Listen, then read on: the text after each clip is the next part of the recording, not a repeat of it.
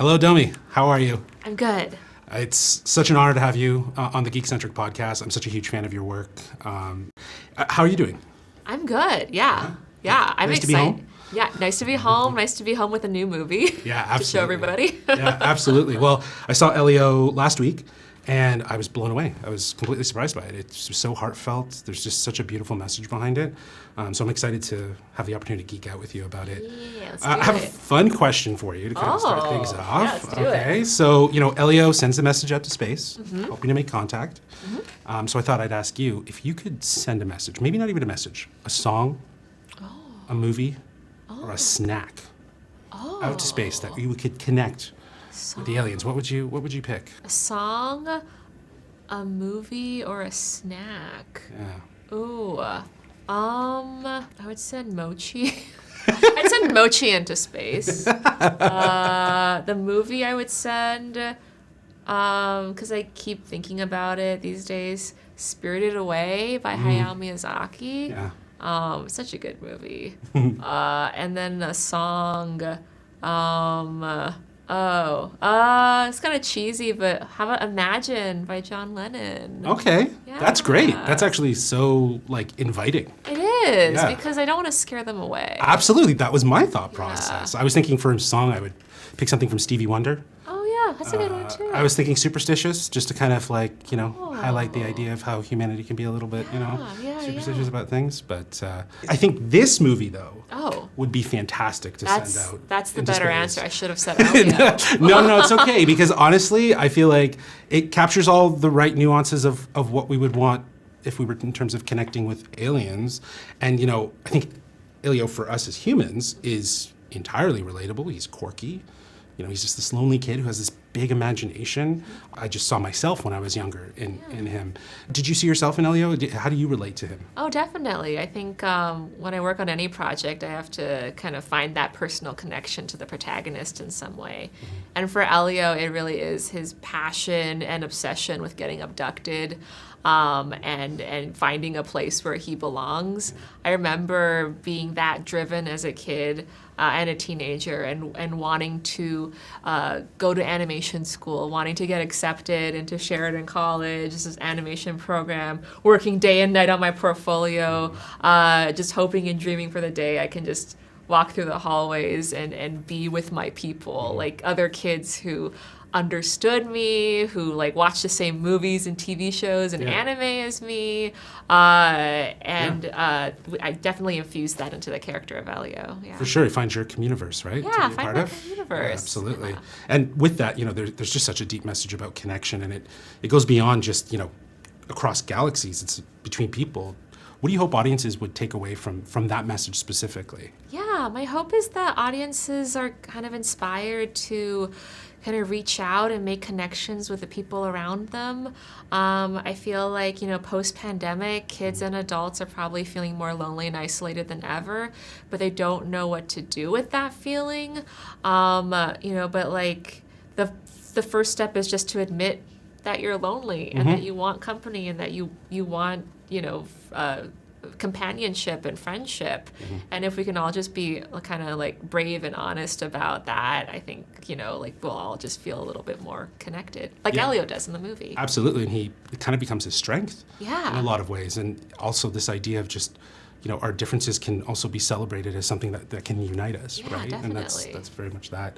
You've been at Pixar for over a decade now, right? It's almost 14 years. Oh my gosh. You started as a story artist, and now you're creative VP. I asked Peter Stone this exact same question, and I wanted to know, how has the culture at Pixar shaped you, made you grow as a filmmaker? Oh, man. I feel like I wouldn't be here today as a filmmaker if if it wasn't for Pixar, if it wasn't for working on Pete Docter's movie Inside Out as my first project, watching how he directs in this messy, chaotic way, but from his heart, how he kind of comes in not knowing all the answers, but is open and willing to try things and to collaborate and to throw spaghetti against the wall, to not be precious with stuff, to be open with taking feedback and suggestions and notes from like all members of the crew, even though he doesn't like follow everybody's like suggestions or notes. Like he created that kind of like safe space environment. Yeah, and I think that really, to be a part of that, and like it was really helpful for my confidence to grow and for my voice to grow. Like being on that project where I felt like I was listened to, and that my opinion and my voice was valued, just really helped me find my voice quickly as a storyteller. But also getting to work with other directors at Pixar too, like Peter Sohn, like who is also an amazing draftsman, and he also comes from story. So seeing how he kind of took on being a director, coming as a storyboard, like from a storyboard artist to director, really inspired me. Working with Brad Bird too, and just getting to work with him for a little bit on Incredibles 2, and seeing how he's able to like he is so decisive, but also he is so collaborative in a way that like it's not like he dictates what he wants from you. He will sit down and he will explain all the steps that it took to get to this point. And if you have another thought or idea, he'll listen to it and like maybe he'll take it, but if he doesn't take it, he'll explain why. And you always understand why he makes every choice. So I just feel like I just, went to film school 101. Again. Like learning from all of these amazing filmmakers. Communiverse 2.0, let's say, right? Totally. Like, you know what I mean? So I feel like that's, finding your voice was probably something that was so pivotal in terms of getting to something like Turning Red, which I absolutely adored. And honestly, the fun, bold style of that film is amazing. It was so refreshing. And to see it sort of replicated in Win or Lose, I wanted to ask you, has it been sort of refreshing to see how much of Turning Red might have influenced other people within your team to kind of go the distance with the animation? Yeah, I am so proud of those guys, of Michael Yates and Carrie Hobson for creating Win or Lose. That is just such an amazing series. I mean, I'd like to say that like Turning Red kind of blazed that trail, but they were already blazing trails at Pixar before Turning Red. Like I worked with both of them on Toy Story 4 for like a small period of time when we all overlapped.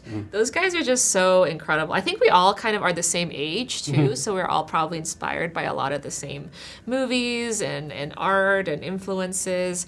But that series was kind of happening almost at the same time as like towards the end of Turning Red. So like we were sharing a lot of resources. Yes. Like, there's like certain kind of elements, like there's like a green suit that one of the characters puts on. That actually is the same green suit that Ming wears in Turning Red. They repurposed it for that for this show for budget, but also it's such an awesome suit. So yeah, I mean, at Pixar, like the directors are always like sharing work with each other, getting feedback from each other. So, like I feel like I was inspired by them as much as they were inspired by me. Awesome. Well, as I wrap here, I just want to know one last thing, and that is, if you were looking back on this journey as a co-director, what would you want to take with you for your next project, to your next project in-house? I just love how collaborative and scrappy we were on this film.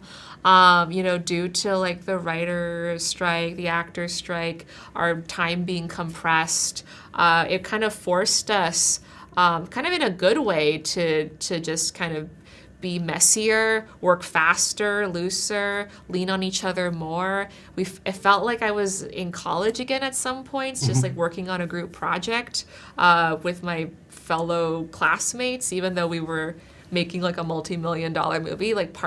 Some part of it still felt like we were making like a grassroots indie movie. So I want to take that spirit, that scrappiness into my next project for sure. Awesome. I love that. It's like a family. Everyone gets to work together. Yeah. And it sounds like that's always the best thing about Pixar when you hear about it, is there's just such a family mentality around it. So again, Domi, thank you so much for taking the time to join us on the Geekcentric podcast. It really means a lot. And I'm excited for people to see Elio, because I think no matter your age, young or old, you're going to connect with this story. And I think it's so charming. Oh, thank you so much.